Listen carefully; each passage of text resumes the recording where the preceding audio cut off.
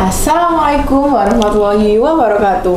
Halo Sobat Tahu, kembali lagi bersama Talking Around with Us. Nah, pada episode kali ini kita akan membahas tentang topik yang sangat penting dan yang sangat relevan. Wah, apa tuh Zal? Apa ya? Nah, kita akan membahas tentang bagaimana kita bisa mengimplementasikan bahasa asing, khususnya bahasa Inggris di era saat ini. Wah, menarik banget tuh. Nah, kita akan bahas itu bersama narasumber kita yang sangat berpengalaman, yaitu Mr. Vicky. Hai, halo. Oke, Mr. Vicky bisa perkenalan terlebih dahulu. Oke, karena disuruh kenalan jadi saya kenalan dulu. Assalamualaikum teman-teman di sobat tahu ya, sobat tahu namanya ya.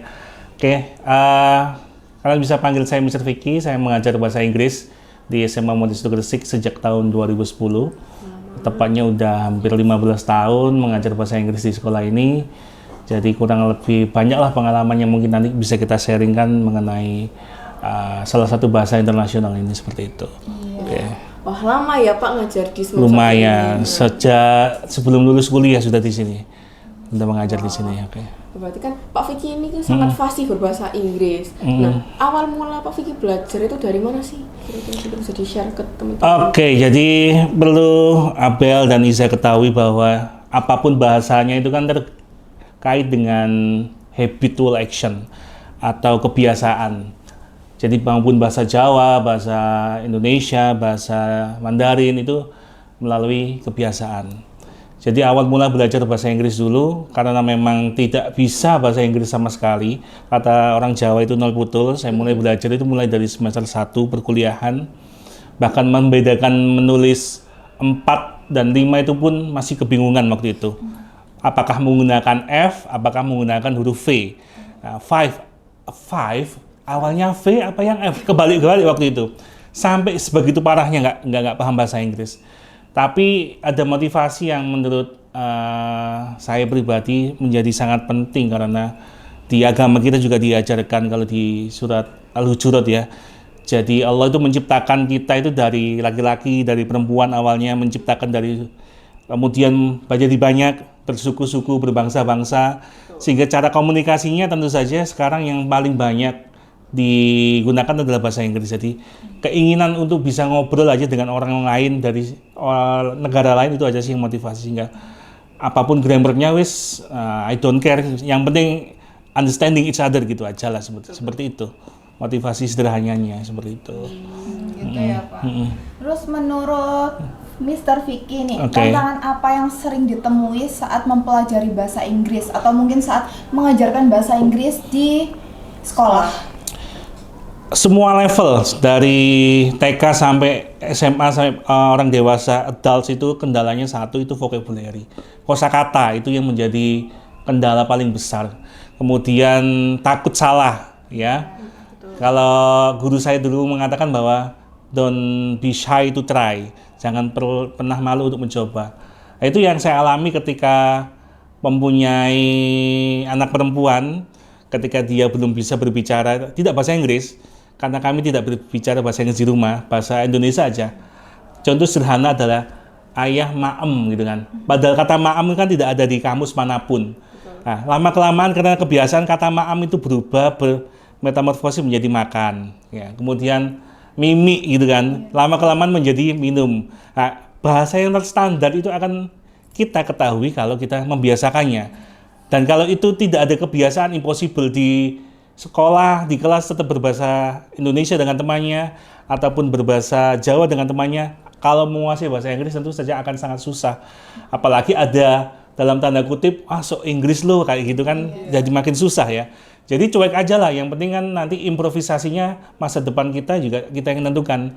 Kalau kamu menganggap bahasa Inggris itu penting bagi dirimu ya tetap kamu minimal berbicara dengan dirimu sendiri in front of the mirror, you talk with yourself. Jangan pernah malu untuk mencoba lah. Kalau sekarang kan sudah banyak aplikasi yang bisa kita gunakan untuk belajar ya. Kalau dulu ya mungkin berbicara dengan diri sendiri ataupun minimal dengan teman yang punya sevisi. Jangan ngerekan temannya lah yang kita dibilangin sok Inggris lah, ya kita tetap jalan aja lah. Dan kalau itu bisa dilakukan, maka kebiasaan bisa dibangun, maka bahasa itu lama-kelamaan bisa dikuasai seperti itu. Jadi menurut Mr. Vicky ini seberapa penting sih belajar bahasa Inggris apalagi di era sekarang ini ya, apa-apa teknologi gitu-gitu? Oke, kalau pertanyaannya apakah penting, ya jawaban saya pribadi ya penting sekali. Karena contoh pribadi, sekarang itu kita bisa belajar dari sumber manapun, dan rata-rata sumber yang paling valid atau yang paling terupdate itu adalah versi bahasa Inggrisnya. Ya, contoh pribadi, saya kan suka mendesain website yang itu tidak saya pelajari di bangku kuliah atau bangku sekolah. Saya belajar otodidak kan. Maka yang saya pelajari ada saya buka YouTube, kemudian baca website yang tutorialnya itu dalam bahasa Inggris. Apalagi sekarang YouTube ada versi bisa menyalakan closed caption. Jadi ketika orang itu berbicara ada subtitlenya. Otomatis kalau yang di YouTube itu ngomong bahasa Inggris, subtitlenya kan juga bahasa Inggris kan. Jadi saya bisa menyesuaikan dan juga belajar kosakata baru di situ. Dan ya alhamdulillah, dan bisa belajar dari media-media terbaru dan ilmu-ilmu terbaru ya saya dapatkan dari versi bahasa Inggrisnya. Itu sih yang sekarang saya rasakan manfaatnya ketika di saat digital seperti ini, bisa saya rasakan untuk menerapkan ilmu bahasa Inggris ketika saya belajar dari orang lain. Gitu. Nah, sekarang kan Pak Vicky sudah memiliki ilmu yang banyak tentang bahasa Inggris. Nah, bagaimana cara Bapak untuk mengimplementasikan pembelajaran bahasa asing, khususnya bahasa Inggris pada siswa-siswi di SMAM 1 ini? Oke, untuk belajar itu kan kita mulai dari apa yang kita suka ya. Dan kita sebagai guru harus memahami setiap zaman itu beda era, kemudian medianya juga berbeda. Saya ingat dulu waktu pertama kali mengajar itu lagi musimnya lagunya Bruno Mars yang pertama, Just the Way You Are. Itu rilis tahun 2010 atau 2011. Maka lagi seneng banget tuh anak-anak muda zaman waktu itu yang sekarang mungkin udah alumni, itu seneng banget dengan lagu itu. Maka saya suruh analisa lagu itu, ada video klipnya, kira-kira lagu itu menceritakan tentang apa sih. Nah, setelah itu karena suka maka muncullah rasa penasaran, dicarilah lagu itu artinya apa dan sebagainya. Beralih ke berbagai era sampai sekarang mungkin zamannya AI, artificial intelligence ya. Jadi kita tidak bisa menafikan diri bahwa kita bisa memanfaatkan itu sebagai sumber pembelajaran. Barusan kemarin saya ngajar di kelas 10 itu, saya menggunakan AI untuk materi deskriptif teks. Jadi mendeskripsikan seseorang menggunakan AI. Gimana caranya? Kalau dulu sebelum ada AI mungkin cari foto artis ataupun foto orang tua, kamu deskripsikan bagaimana bentuk wajahnya dan sebagainya. Sekarang berbeda, kita balik, kita manfaatkan teknologi. Coba anak-anak buatlah prompt. Prompt itu adalah kata-kata dalam bahasa Inggris yang nanti kalau di-generate maka akan menjadi sebuah gambar. Nah, mau tidak mau mereka akan belajar kosakata. Apa sih bahasa Inggrisnya keriting? Oh, Carly. Bahasa Inggrisnya kulit hitam, bukan black skin loh ya. Kalau black skin gosong, tan skin ataupun yang lain sebagainya yang sesuai. Apa bahasa Inggrisnya hidung pesek ya, otomatis mereka akan cari. Karena AI ini akan lebih sempurna kalau prompt-nya dalam bahasa Inggris. Nah, ketika sudah diketik dan sebagainya, maka kalau hasil dari teksnya sesuai dengan gambarnya, maka berarti mereka sudah bisa menguasai bahasa Inggris deskriptif itu. Kalau ternyata tidak sesuai, contoh tadi mengetik black skin, ternyata semuanya hitam gitu, tidak kelihatan hidungnya, tidak kelihatan mulutnya, maka ada yang kurang dalam penerapan kosakatanya, maka perlu diperbaiki. Jadi kita cobalah setiap tahun itu berbeda media, berbeda juga eranya, caranya. Yang penting anak-anak itu senang dengan apa yang mereka pelajari lewat berbagai hal, yang gurunya juga harus update sih seperti itu. Update, biar betul, ya Pak ya. Betul sekali. Nah, kan Pak Mr. Vicky ini sebagai guru pengajar bahasa Inggris, kira-kira apa sih tips dan trik biar kita sebagai pemula itu bisa lebih suka untuk mempelajari bahasa Inggris? Ya, seperti yang saya sampaikan tadi bahwa apapun yang kita sukai itu akan cepat kita pelajari. Kalau awalnya benci begitu, ya males.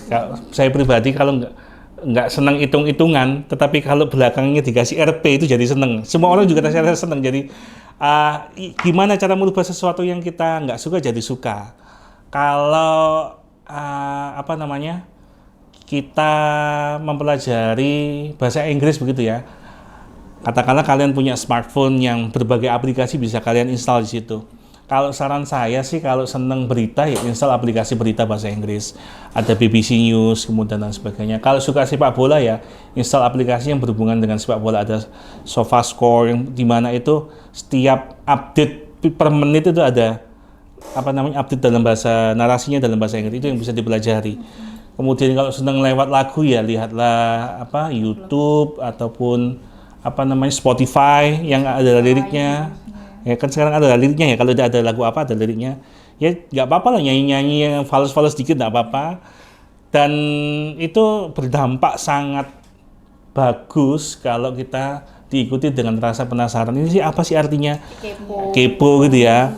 Jangan lupa install aplikasi kamusnya, kemudian ya apapun lah. Sekarang sudah ada semuanya dalam satu handphone, aplikasi dijadikan satu folder aja, aplikasi pembelajaran, bisa diakses kapanpun, dimanapun, dan lama-kelamaan ya pasti bisa berkembang karena sudah ada alat bantu yang sudah canggih gitu. Jadi berawal dari rasa penasaran, betul, terus kita ya. mulai mendalam kira-kira apa sih gimana. Oke, iya betul sekali. Lewat penasaran dan yang disukai. Apalagi Gen Z sekarang kan kepo-kepo semua orangnya. Betul, jadi harus dimulai dari itu, kepo itu curiosity, rasa penasaran. Nah, terus ini di Pak Fikis, ya Mr. Fikis sendiri menggunakan teknologi saat pembelajaran itu menggunakan platform atau aplikasi apa yang digunakan saat pembelajaran untuk mendukung pembelajaran bahasa Inggris ini? Oke, sekarang itu banyak sekali ya, apalagi sekarang guru itu tugasnya tidak hanya mengajar, juga manajerial. Manajerial maksudnya tidak hanya di kelas yang ngatur kapan jam istirahat, kemudian kalau ada lomba-lomba, apalagi di bagian humas itu ada publikasi, jadi tidak full mengajar di kelas, maka harus bisa memanage waktu dengan baik. Nah, waktu yang semakin sedikit ini tidak harus mengurangi mutu dari pembelajaran. Jadi contoh tadi kita bisa gunakan AI. Ada juga kemarin saya nemu AI namanya Gamma Apps. Jadi saya tinggal ngetikkan prompt, buatkan presentasi pembelajaran PowerPoint mengenai naratif teks. Itu sekali klik 1 menit sudah jadi semua. BPT-nya. Jadi gambarnya, penjelasannya dan lain sebagainya sudah jadi. Jadi kapan hari itu saya ada kesibukan sehingga belum menyiapkan pembelajaran. Saya berlangganan itu berbayar sebenarnya, tapi enggak apa-apa lah, berbayarnya enggak terlalu mahal juga, mungkin per bulan enggak sampai 50.000. Gamma Apps ya. Ini bukan promosi, tapi barangkali ada rekan-rekan guru yang melihat ini bisa dipraktikkan. Jadi saya ketikkan itu sudah jadi PPT komplit, saya ajarkan di kelas. Seperti itu. Jadi peran teknologi, kemudian otomatis harus punya minimal HP ataupun laptop yang bisa support itu. Kalau tidak ada itu ya kembali ke kertas paper lagi, itu kan anak-anak bosennya. Jadi harus ada visualnya sih sekarang seperti itu. Itu beberapa update terbaru yang kita ikuti untuk membantu proses ngajar di kelas jadi lebih mudah. Jadi kan sekarang kita di era digital yang dimana betul. marak jadi pintar canggih-canggih semua ya Pak. Kalau dibarengi sama keponya kita tentang bahasa Inggris pasti mungkin akan menjadikan kita lebih jago dalam bahasa Inggris gitu. Betul. Ya. Mungkin Pak Vicky bisa ngasih kata-kata hari ini buat teman-teman semua. Kata-kata hari ini tak ulang lagi yang tadi ya, don't be shy to try. Jangan pernah malu untuk mencoba, jangan pernah takut untuk salah. Dan seperti yang saya sampaikan juga tadi, anak kecil pun bisa lama-lama kebiasaan kalau berawal dari kesalahan. Tadi kata makan diawali dari maem, kata minum dari mimik. Salah kan itu sebenarnya. Tapi ya karena dibangun kebiasaan maka lama-kelamaan sesuai dengan kosakata yang benar ya itulah. Kalau kamu katakanlah masih belum bisa apa sih bahasa Inggrisnya meja, table apa table, pronunciation-nya belum bisa kan. Oh tapi kelama-kelamaan kalau dipraktekkan lama jadi bisa table, bukan kosakata atau pronunciation yang salah yang lain. Jadi don't be shy to try, jangan malu untuk coba, jangan pernah takut salah untuk mencoba. Itu aja. Itu aja. Mungkin itu saja yang buat episode. Iya, mungkin itu saja yang dapat kami sampaikan di episode saat ini. Oke. Jangan lupa untuk nonton tahu di episode selanjutnya. Sampai jumpa. Dadah. See you.